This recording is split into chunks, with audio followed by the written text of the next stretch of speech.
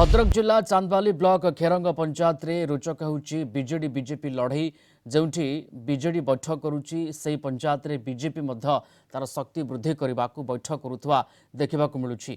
खेरंग पंचायत रे बीजेडी पक्षर सरपंच जितेंद्र विश्वाल नेतृत्व में कर्मी सम्मेलन कर बैठक में बीजेडी विधायक प्रार्थी व्यमुकेश राय जोगदी डबल संख्य भोट देवाकू आह्वान करिसेंती। ए अवसर में स्थानीय अंचल 40 परिवार बीजेडी रे सामिल होते। यार जवाब रे बीजेपी पक्षर कर्मी सम्मिलनी और मिश्रण पर्व कर बीजेपी विधायक प्रार्थी मनमोहन सामल और सांसद प्रार्थी को भोट देवाकू दलीय नेतृत्व आह्वान करते। मिश्रण पर्व में 30 रु ऊर्ध्व युवक और महिला को बीजेपी रे सामिल कर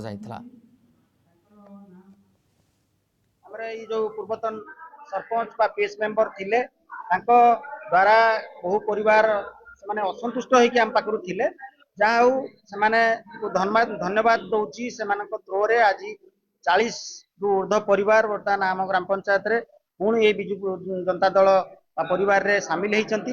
पूर्वतन सरपंच एवं समिति सभ्य तापस तराई नेतृत्व रे बहु परिवार सामिल होती। बीजेपी परित्याग करी बिजु जनता दल रे सामिल होती।